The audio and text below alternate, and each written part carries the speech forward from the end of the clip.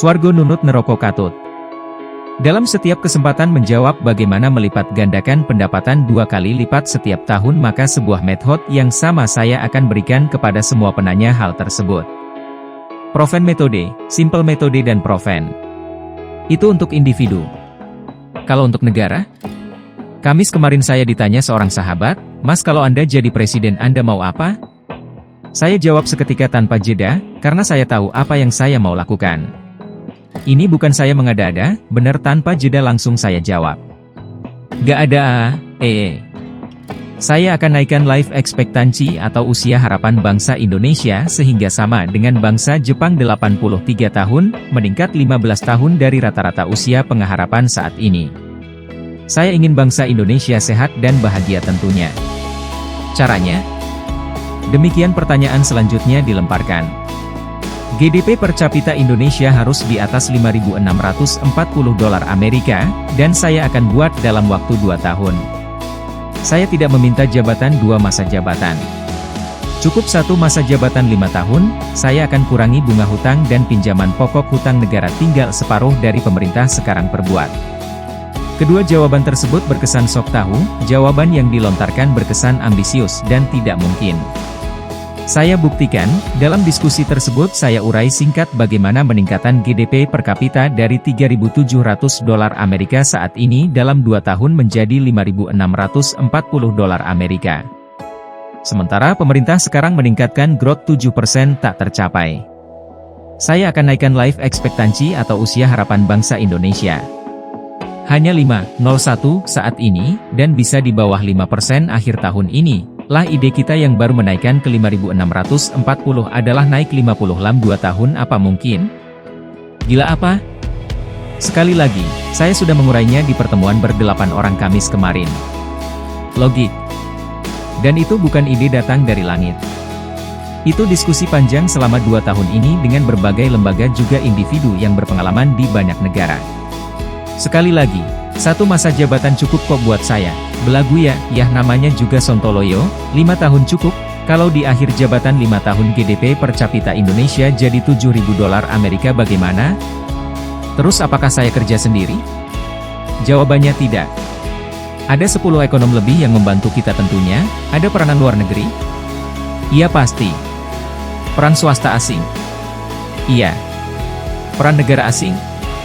Ada. Peran swasta nasional? Sangat besar.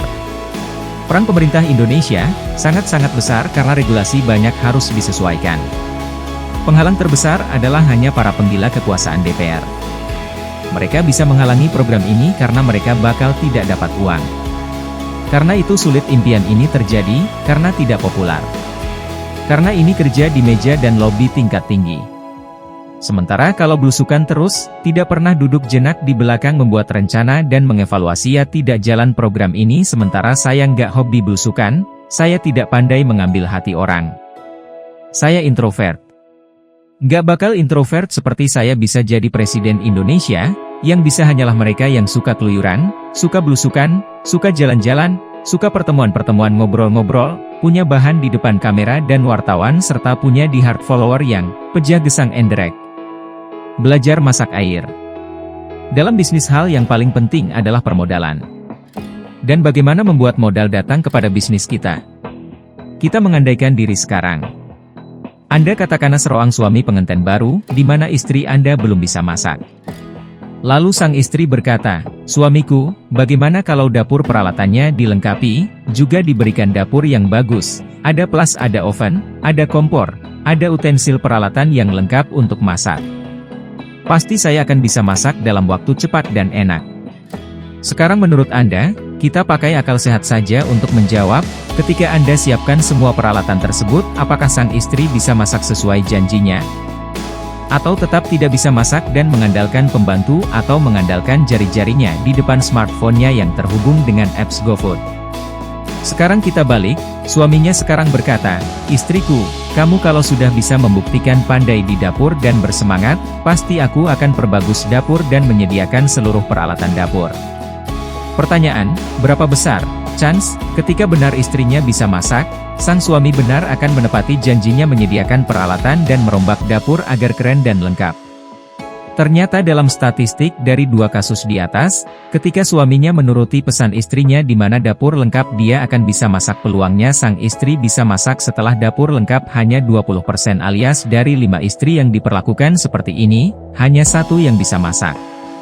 Namun di sisi wanita membuktikan kemampuannya, dari 5 suami, 3 orang atau 60% memenuhi janjinya, memperindah dan memperlengkap dapur. Mengapa demikian? Secara psikologi pasti sudah bisa ditebak. Kita bahas khusus psikologi ini di tempat lain ya, agak panjang masalah ini dijelaskan karena harus menggunakan kisah pembuktian eksperimental. Adapun tujuan tulisan kali ini adalah tentang mendapatkan modal bisnis. Dalam proyek yang masih greenfield, belum jalan, masih konsep, masih ide, belum komersial, atau kalaupun sudah jalan masih skala lab, maka modal akan sulit datang. Karena pemodal atau founder kalau tidak melihat aset kita, mereka melihat revenue, atau turnover atau penjualan. Jadi cara termudah mendapatkan modal sekali lagi, lakukan seperti sang istri yang dapur jelek, seadanya tetap berusaha masak. Karena semakin sering kita masak, maka hukum Allah bisa karena biasa tercipta. Sementara Greenfield Company yang belum jalan sulit mendapatkan modal karena seperti kenyataan dapur yang lengkap, tetap saja tidak bisa masak. Bisnis yang serba lengkap, belum tentu jalan. Lebih baik, seadanya jalan, walau terseok, walau masak air gosong, tetap lebih baik. Dalam bisnis hal yang paling penting adalah permodalan. Dan bagaimana membuat modal datang kepada bisnis. Baik, kita lanjut chapter berikutnya ya. Jangan lupa like, komen dan share.